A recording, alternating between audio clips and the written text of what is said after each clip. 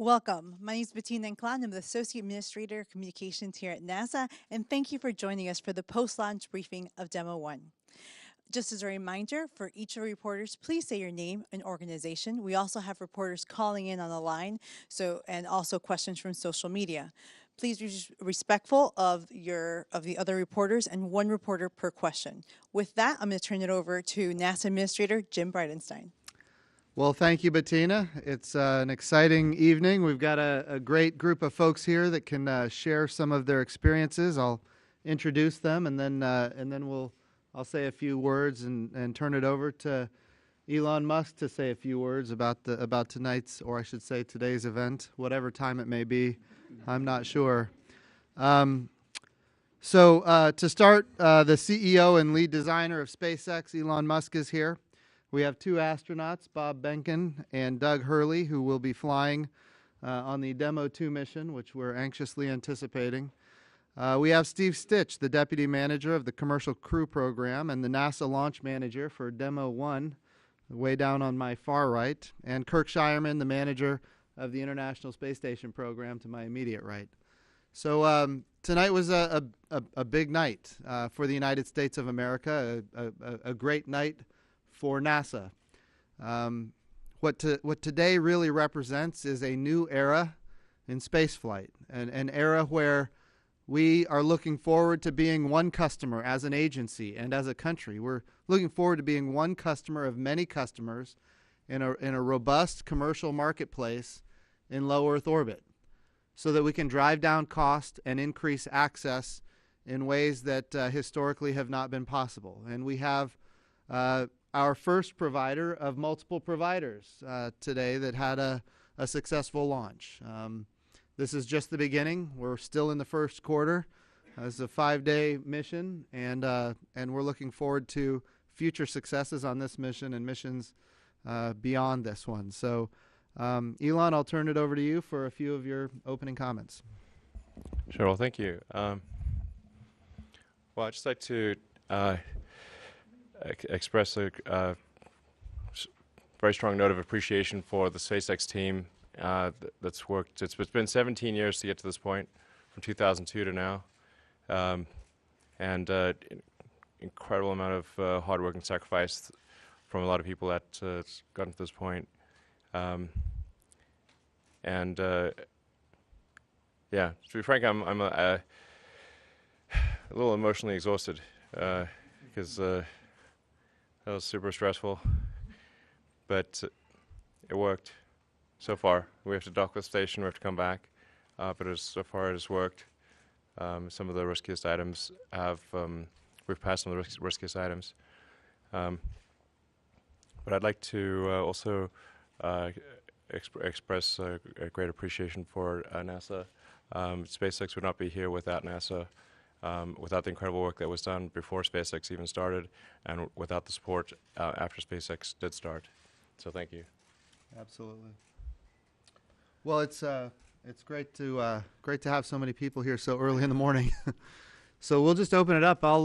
If people have questions, I'll just call on folks as we go. The gentleman right here in the gray jacket. Ivan Kuronov, Agence France Presse. Mr. Musk, do you have any customers for the capsule, private customers other than NASA? We've not sought any private customers. Focus has been on serving NASA's needs, but once Dragon is in regular operation, I think we will seek commercial customers, of which the NASA administrator and NASA in general has been very supportive of that idea. So, but we've been very focused on just making sure that the vehicle worked and maximizing safety and reliability, and we've not put any effort into commercial customers. We'll go to the gentleman right behind him. Hi, good morning. Tom Costello with NBC News, and congratulations to all. Elon, can you talk about now what does today prove to NASA and to the world about your capabilities at SpaceX and Dragon specifically? Well, we're only partway through the mission, but the system thus far has passed an exhaustive set of reviews, and then in the launch itself, the launch went as expected. So far everything is nominal. The Dragon 2 or Crew Dragon is a fundamental redesign. There's hardly a part in common with Dragon 1, which in retrospect I'll probably change actually, but there's a massive amount of new equipment on the vehicle, and everything appears to be working fine. So yeah, we opened the nose cone. The forward Draco thrusters fired. The propellant system is working. It's much more complex than Dragon 1 because you have the integrated launch escape thrusters, the Super Draco launch escape thrusters on the side. In fact, I'm not sure if people know why is what's say better about Dragon than some other vehicles is that it does have integrated escape system. So previously, you'd have a tractor escape system, like a solid rocket motor mounted on the nose of the capsule as sort of a tractor. It would sort of pull the spacecraft away. That's how Soyuz works, for example. But in the case of Dragon, they're integrated, so you have an abort capability all the way to orbit. So that, and you do not have to worry about a separation event of the launch escape system. So this is, I think, quite a big safety improvement in principle. And then over the next, hopefully tomorrow, in about 24 hours, we'll be docking with the space station, so that it will be able to dock with space station without using the arm. Yeah. Go ahead. Elon, Mark Strassman, CBS News. Congratulations on a picture-perfect launch. Maiden voyage for the Dragon. Over the next 5 days, has to go through a number of important steps. You have a checklist that you have to go through. Are there any moments in particular that you will find especially challenging or worrisome? Well, I think docking with the space station is going to be, we'll be docking for the first time. Previously, we would go close to the space station and the arm would reach out and grab, in case Dragon 1, it would grab Dragon 1 and attach it to the space station. In this case, the spacecraft will literally fly onto the space station and attach itself. So that's certainly going to be something new that we've never done before. And then re-entry, because the back shell is not symmetric in the way that Dragon 1 is. And it's not sort of a smooth conic like Dragon 1. You've got the launch escape thruster pods that could potentially cause a roll instability on re-entry. But I think it's unlikely. We've run simulations 1,000 times, but this is a possibility. So I think that the re-entry with the asymmetric back shell, and then the parachutes are new. Will the parachutes deploy correctly? Will the system guide Dragon 2 to the right location and splash down safely? I see hypersonic re-entry is probably my biggest concern. Oh, just because of the asymmetric back shell. So the emotional exhaustion will go on. Yeah. For a week. We'll go right here. Yes. We didn't get a chance to see the camera inside the capsule at liftoff in the first minute. What did you see? What data? How did the sure. mannequin test dummy Ripley do? Yeah, the video, we did get video from the ground station, so in fact, we'll hopefully be able to post some of that soon. And for sure, once you get close to the station, we'll have a good video link from inside the spacecraft. The bias was towards data, making sure we got the data down. So data's all looking really good. But I think for members of the public, the real fun thing would be seeing the little celestial buddy, little tiny Earth, humanoid Earth thing floating around in zero G. I think the public will probably be most excited about that. How many Gs did you get a sense of? Well, it's in zero G now, but it would. No, I Oh. mean, Oh, and it's fine. Yeah, it's like probably, we got to about 4.5 Gs or something like that. It's no problem. Yeah. The mannequin didn't complain once. Yeah, no, it looked fine. We it looked. from him either, so yeah. You couldn't even tell. It's just it looked like a still. Yeah, looked fine. We'll go right here in the front. Tim Dodd, the Everyday Astronaut. I have a question regarding when you had the failure of landing and you had a block freeze of the Falcon 9, Block 5. You're unable to make changes according to NASA's requests. How did it, when you have non-mission critical things like grid fin hydraulic pumps that seize, what were you able to do as far as, you're in a freeze of the vehicle? How did that affect certification going on? Were you able to make tweaks to the hydraulic systems? Were you able to add a redundant pump already? Or did it not? Is that not considered a freeze, I guess? Or what's that like, I guess? No, we've been actually able to work with NASA very well and make changes as I think it's like as I said earlier, I think you can always think of like this was like kind of co-designed by NASA and SpaceX, like in the sense that there was so much interaction and feedback that this is a joint effort really, and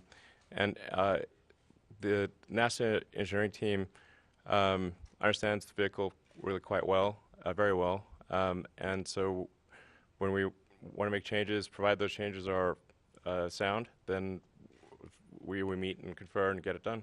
And we're able to fix the grid fin hydraulic pump stall pretty easily, actually without having a redundant pump. There just turned out to be like a bizarre sort of stall zone, and with a little bit of a tiny relief valve, we're able to fix it. It's easy.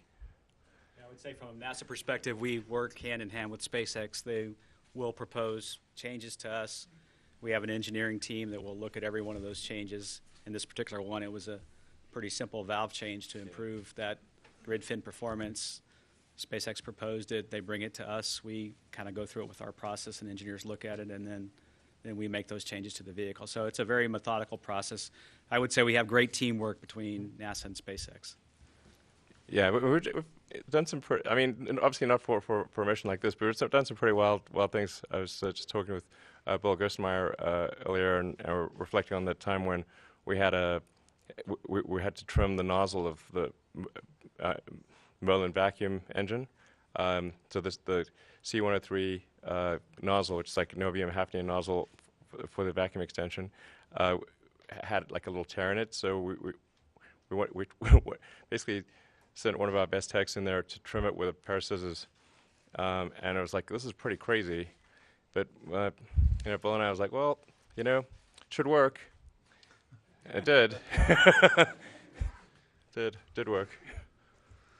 We'll go right here in the NASA shirt. Mary Liz Bender with the Planetary Society. Elon, you've spent 17 years pushing past adversity, doubt, and you must feel incredible to finally be at this stage. I'm just curious what advice you have to all the dreamers out there that are dealing with the same kind of doubt that you did.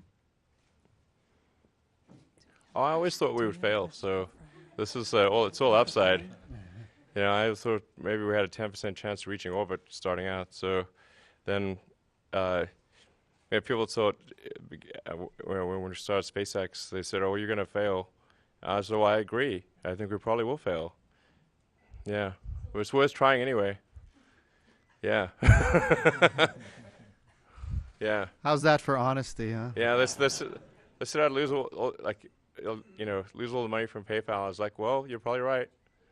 And we almost did. We had first 3 launches of Falcon 1 didn't work. Then the 4th one, we scraped together some parts, and that one worked. And if that one hadn't worked, that would have been it for us. So, I really believe in the future of space, and I think it's important that we become a spacefaring civilization, and be out there among the stars. And I think that's one of the things that makes people excited about the future. And we want the things that are in science fiction novels and movies not to be science fiction forever. We want them to be real one day. Does anyone have questions for the astronauts or specifics on commercial crew or the ISS?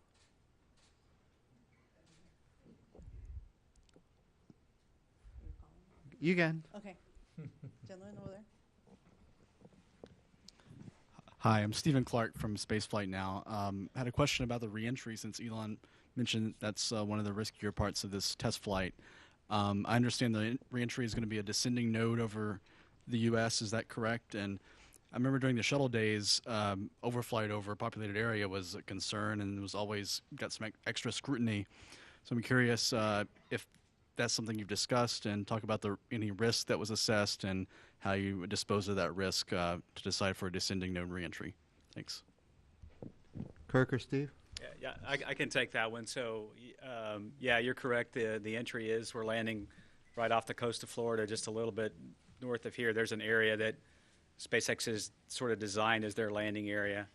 In terms of entry risk, there's a process we go through to assess that risk.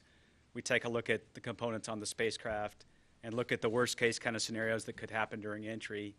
And there's a criteria we have to meet. And so what we've done is we worked hand in hand with SpaceX to look at the spacecraft, how it's composed, how it flies.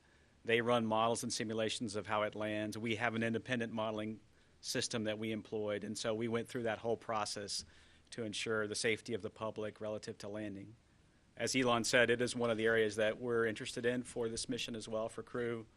You know, if you look at the rest of the mission and the highest risk periods, it's obviously docking with station and then the landing phase. I think we'll learn a lot about the modeling of the vehicle, how the aerodynamics works for this particular vehicle and the GNC system during entry. So we're really excited about that part of the mission and getting that data for the crewed missions later on. We'll go to Reuters here in the front. Thanks. Joey Reuters. This question's for Elon Musk and Kirk or Steve. What's the biggest takeaway you hope to learn from this mission? And based on what you've learned in the past and what you expect to learn in the coming weeks, how confident are you to say that we'll see humans launch from U.S. soil this year or in the summer? Well, so far it's looking quite promising. Yeah, we're only partway into the mission, but so far it seems looking very good. The Dragon 2 has a very complex propellant system because of the fact that it's got an on-orbit maneuvering. It's got 16 on-orbit maneuvering thrusters, the little Draco thrusters, which are kind of small thrusters, and it's got the 8 Super Draco thrusters, which are very powerful thrusters, and the two are interwoven in a way that's quite tricky. And the main maneuvering thrusters on orbit actually thrust in the opposite direction that the propellant wants to flow. But so those worked. The forward thrusters under the nose cone worked, which is that's a big risk reduction. The nose cone opened, which is cool. The solar arrays work. So far, everything looked good. Docking, as I mentioned, reentry. You can sort of see the illustration of there on the wall. What I mean by the back shell not being sort of a smooth conic like it is on Falcon on Dragon 1. It's got those escape thruster pods.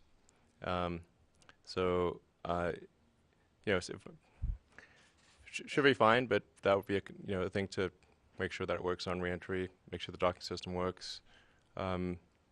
Everything we know so far is looking positive, and unless something goes wrong, I would think that we'll be flying hopefully this year. Yeah, I mean this summer, hopefully. Steve or Kirk, did you want to? Go ahead, Steve. Yeah, I would just echo what Elon said. To me, it's really a bit of a dress rehearsal for the Demo 2 mission. We're going to fly all aspects of the mission, so I think we'll learn, a lot of subtle things about the spacecraft, how it does thermally, how the GNC system works. Getting into the rendezvous, it'll be really important to check out how the sensors work as we approach station. It's the first time we've flown to this particular integrated docking apparatus with this vehicle. There's a series of steps we'll take as we move in closer to station to make sure that the systems are performing well on the Dragon. Obviously, the crew on station will be monitoring the vehicle coming in. And then at the end of the flight, while we're docked also, we'll understand how it works at station. We're going to exchange data between Dragon and the space station. We exchange airflow between the two vehicles. And then at the end of the flight, we'll do the undock maneuver. And then separate the trunk is another big event, right? Before we deorbit, we'll separate the trunk and then come in for the deorbit and entry. So lots of different pieces. And each piece, my experience is we'll learn a little bit. And as Elon said, the flight's going great so far. And I would turn it over to Kirk to see. Yeah. So the cool thing is you learn engineering things like you talked about, but operations things. So docking, coming close to the ISS, it's a test flight, but not really for us. We consider this one for score. It really is flying to the ISS, and we really want to protect the crew on board and the assets. So we'll learn that. We actually had to learn how to protect SpaceX's proprietary data when working with international partners, and so there's whole dimensions of learning, and we've already done a tremendous amount of work, and I'm sure we're going to have some surprises along the way. That's what makes this so much fun. We're going to take a question from our social media participants. Okay, Powell Majak, perhaps, on Twitter is asking, how are the Dragon astronauts feeling about the spacecraft? I guess I would say for us, we've been following the process for a few years at this point. We've made a lot of trips out to Hawthorne to kind of see this spacecraft come together and the spacecraft that we'll fly on later this year come together as well. And so seeing a success like this definitely gives us a lot of confidence in the future. And, like folks have described, really this is about predicting what the vehicle is going to do and then testing it and making sure that those two things match up as you kind of go through this mission. And that's what's going to give us that confidence going forward. And launch has been wonderful. Activation has been wonderful. We still have some significant events going forward that we'll want to make sure match up as well. I think the other thing, that maybe to allude to the previous question a little bit, is that I think we also have learned how to work together as a team, and that's really the reason that Doug and I came to Florida to participate from inside the firing room. We, of course, on launch day won't be able to do that, but it's great to understand how that team works. Being a member of it that's maybe not represented during the DM1 mission, we can take advantage of this experience and take that with us when we fly on our missions later this year. We'll be racing across the country, going to Hawthorne to see docking, and then also to see the splashdown from out there as well. So we're feeling pretty good about it, and it's really about each one of these milestones getting accomplished and giving us more confidence in the future. Doug, did you want to? Yeah, all I'll say is, this is the build-up approach that we learned very early as test pilots. And, we've worked ourselves to our first flight of the vehicle with DM1. And then, as Bob said, we'll work through those milestones. And then next up is the in-flight abort. And we'll have that to go, follow as they go through that exercise. And then that's kind of the graduation exercise for us to get on DM2 and go fly. So we'll work with the teams, and we'll be out in California, or we'll be here, and we're looking forward to supporting all of those events. The aqua shirt right here. Excuse me, Dave Mosher with Business Insider and Insider. I suppose this is for Elon. You said you're emotionally drained right now, having launched an uncrewed Crew Dragon, but you've got these two guys sitting right next to you. Do you think you're going to feel and handle that experience going into Demo 2? Like any thoughts on that? How you're going to get through that launch? I suspect it will be extremely stressful. But I mean, doing the this test flight, I think goes a long way towards feeling good about the flight with Bob and Doug. So.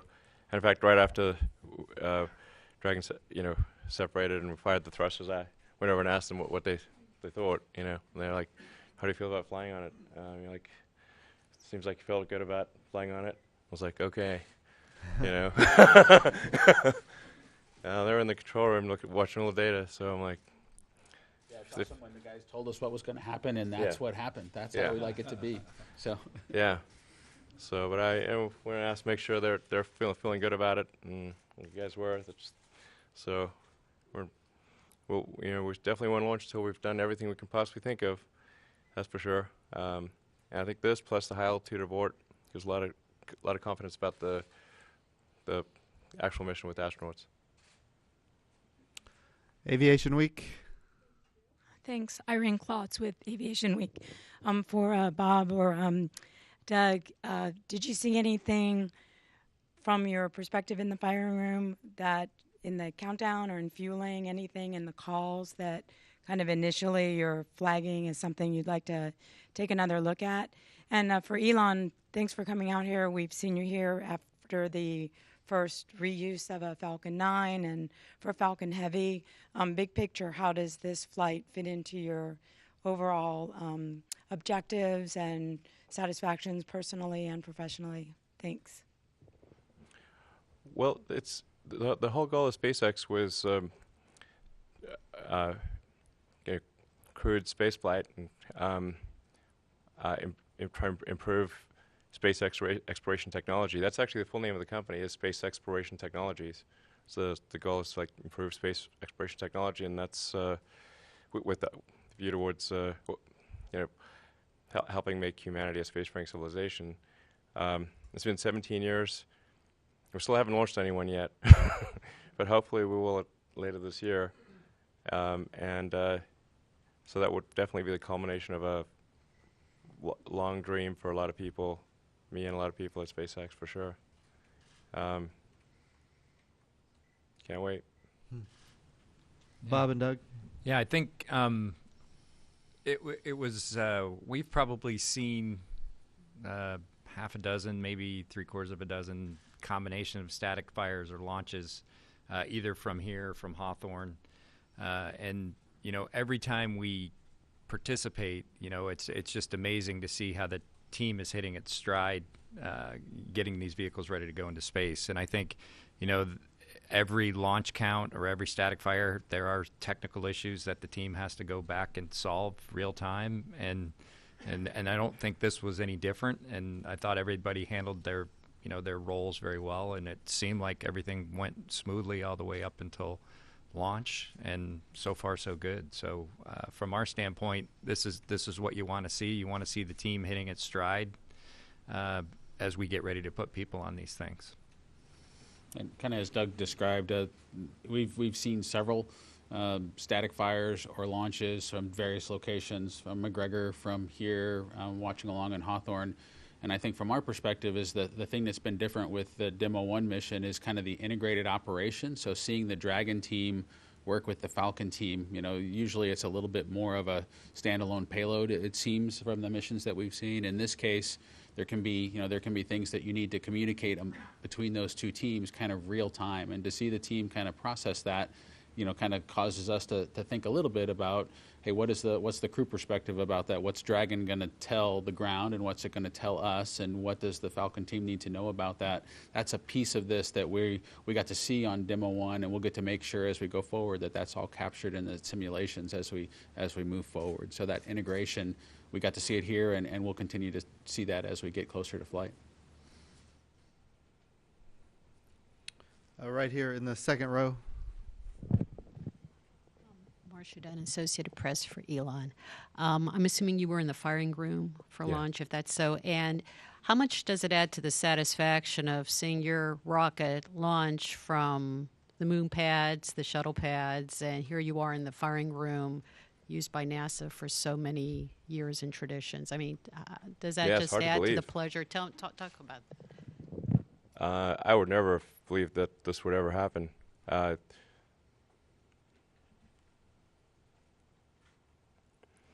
Yeah, I just think, the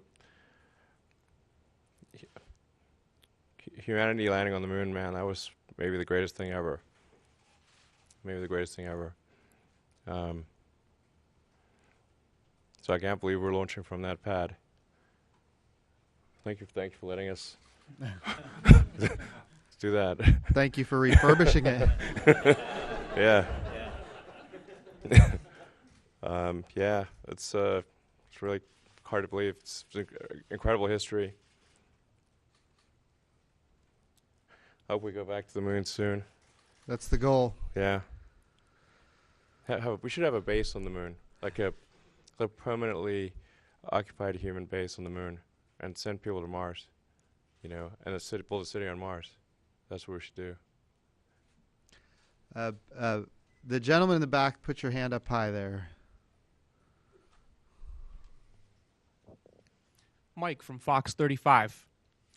Elon, after you looked at Bob and Doug and said, how do you guys feel about going up in it? Did they say to you, how do you feel, Elon? And I wonder under what circumstances would you get in it and take a ride? Yeah, I'd be happy to go on the vehicle. I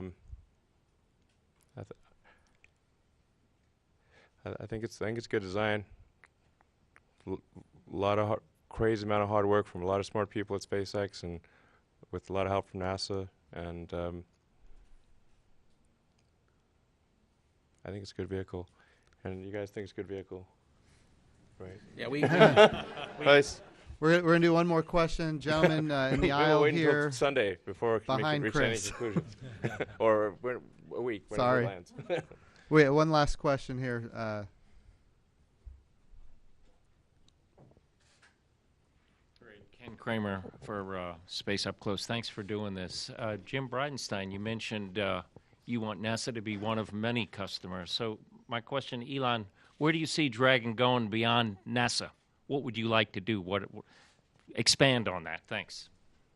Well, I think like the obvious thing would be, you know, if there are, you know, sort of private citizens that want to go to the space station, as has happened before. They've always gone on the Soyuz before. You know, there's been a number of people that have gone to the space station on the Soyuz, and I think it would be pretty cool if people went to the space station on an American vehicle as well.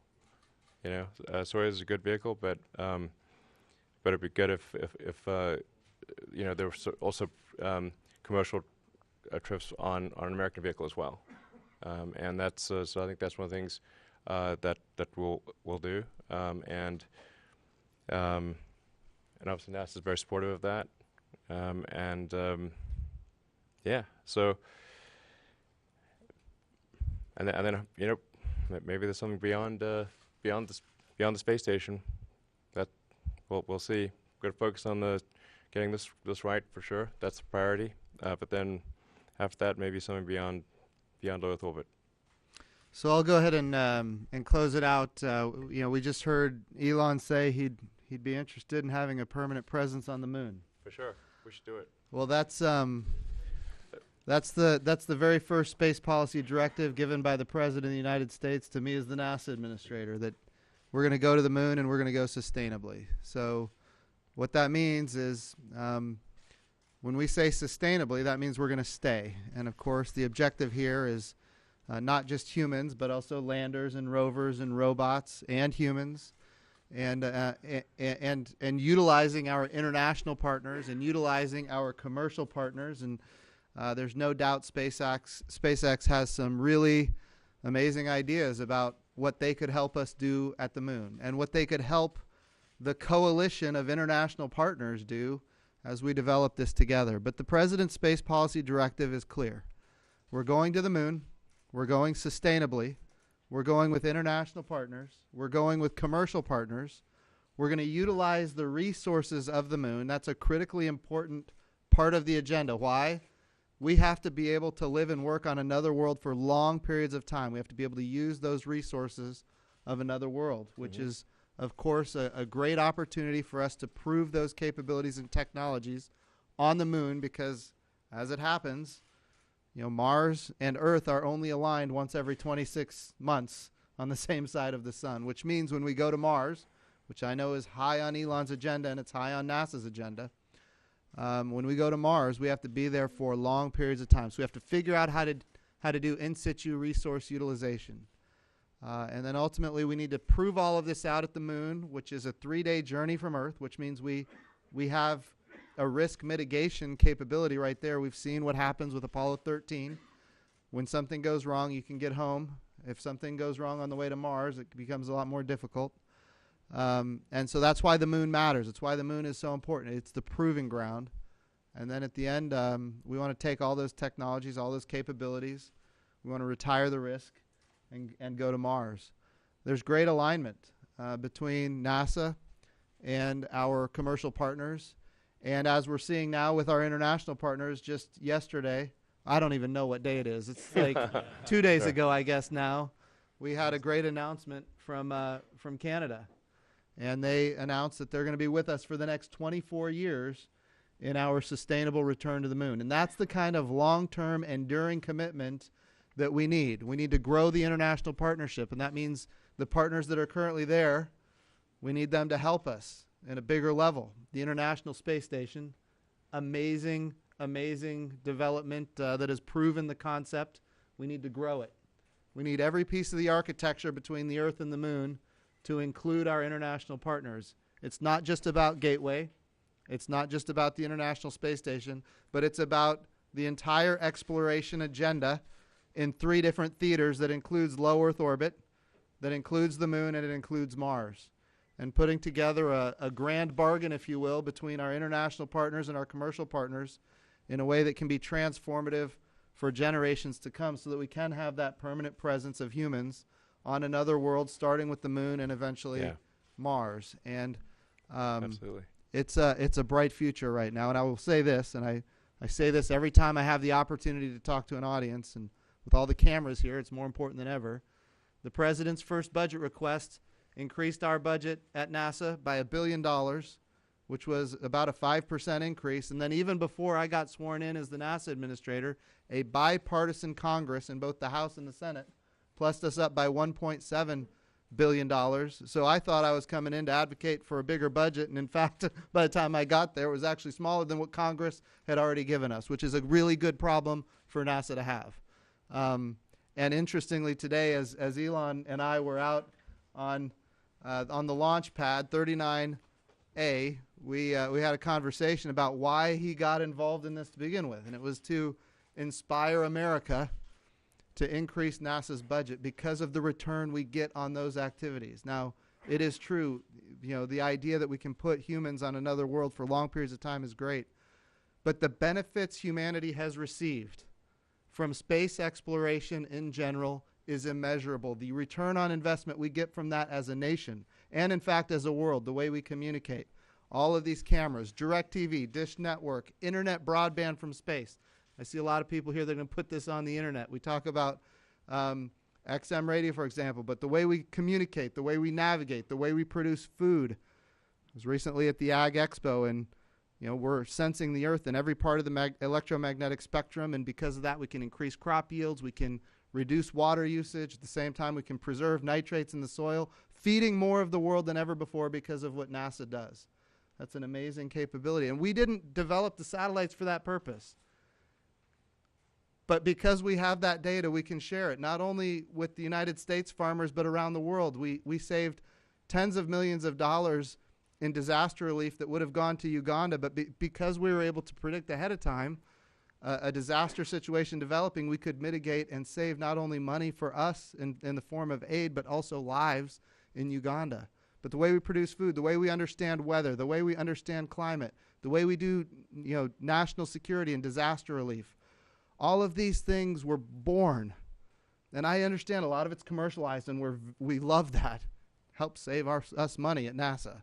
But a lot of it's commercialized. A lot of it is done by the Department of Defense. But at the end of the day, it's born from this little agency that occupies less than 0.5% of the federal budget, and the return on that has been astonishing. So the idea that this event today was born from a concept of how do we encourage Americans to increase the NASA budget.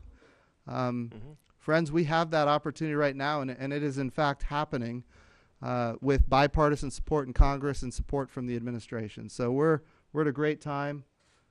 Today's event was amazing to watch, and over the next 5 days, we're going to see a lot more milestones be achieved, and certainly as an agency and as a country, and really as a world with our international partners, we're going to be able to do more than ever before. So I just want to thank everybody with the TV cameras and the iPhones. Get this message to the world.